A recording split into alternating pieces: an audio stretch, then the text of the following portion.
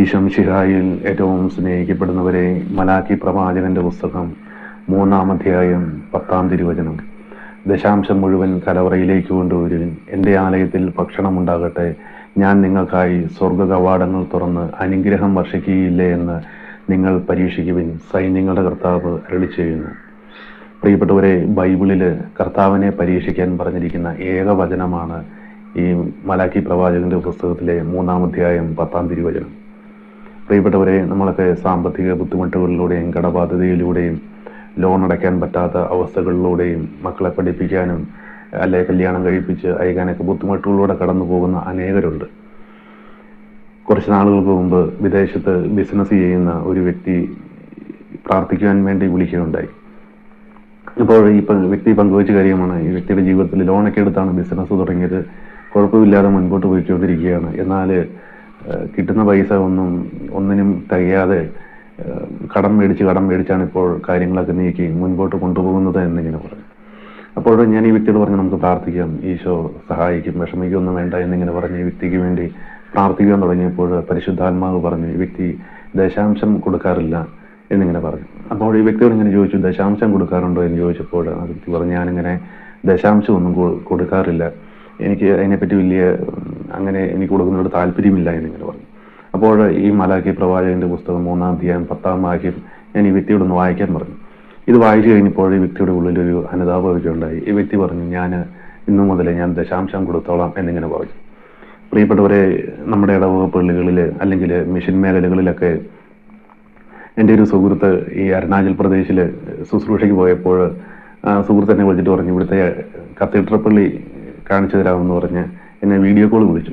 അപ്പോൾ ഞാൻ കാണുന്നത് ഒരു ഷീറ്റ് ഇട്ട് സൈഡ് തുണി കൊണ്ടൊക്കെ മറിച്ച് ഒരു തടി കഷ്ണം കൊണ്ട് ഒരു കുരിശും വെച്ച് അതിൻ്റെ അകത്ത് ഒരു മേശയും കിടക്കുന്ന ഒരു ദേവാലയമാണ് അവിടുത്തെ കത്തീഡ്രൽ പള്ളി.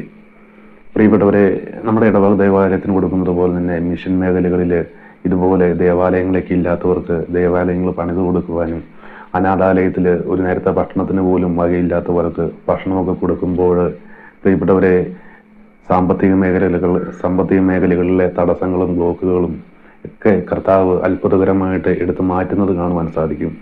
ഈ വ്യക്തി ദശാംശം കൊടുക്കാൻ തുടങ്ങിയതിന് ശേഷം ഈ വ്യക്തിയുടെ സാമ്പത്തിക മേഖലകളിലെ ബുദ്ധിമുട്ടുകളും എല്ലാ പ്രതിസന്ധികളും മാറിപ്പോകാൻ തുടങ്ങി. എല്ലാ കാര്യങ്ങളും കർത്താവ് ക്രമപ്പെടുത്തുവാൻ തുടങ്ങി. പ്രിയപ്പെട്ടവരെ, ഞാനത് പറയുമ്പോൾ ദശാംശം കർത്താവിന് കൊടുക്കണം.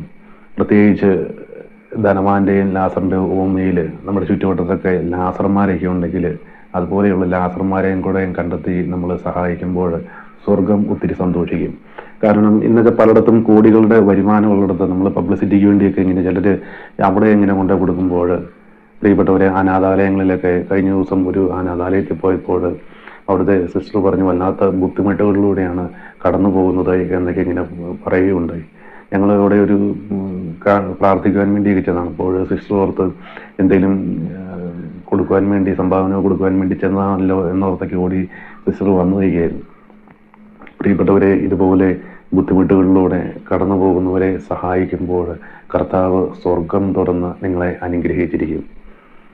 കടബാധ്യതയിലൂടെയും ലോൺ എടുത്തിട്ട് അടയ്ക്കാതെയും മക്കളെ പഠിപ്പിക്കാൻ പറ്റാതെയും വിവാഹം നടത്താൻ പറ്റാതെയും ഒക്കെ കഷ്ടപ്പാടിലൂടെയും ദുരിതത്തിലൂടെയും കടന്നു പോകുന്നവർക്കെല്ലാം ഈശോ, എൻ്റെ ദൈവം തൻ്റെ മഹത്വത്തിൻ്റെ സമ്പന്നതയിൽ നിന്ന് യേശുക്രിസ്തു വഴി നിങ്ങൾക്ക് ആവശ്യമായിട്ടുള്ളതെല്ലാം നൽകും. നിങ്ങളെ ഈശോ സമൃദ്ധമായിട്ട് അനുഗ്രഹിക്കട്ടെ. പരിശുദ്ധ അമ്മ മാതാവിൻ്റെ വിമല ഹൃദയത്തിലേക്ക് നിങ്ങളെ ഓരോരുത്തരെയും പ്രതിഷ്ഠിച്ചുകൊണ്ട് പ്രാർത്ഥിക്കുന്നു. പരിശുദ്ധ അമ്മ മാതാവിൻ്റെ മാധ്യസ്ഥവും വിശുദ്ധ മിഖായേൽ ദൂതൻ്റെ സംരക്ഷണവും എപ്പോഴും നിങ്ങൾ ഓരോരുത്തരോടും കൂടെ ഉണ്ടായിരിക്കട്ടെ. Ave Maria, praise the Lord, hallelujah.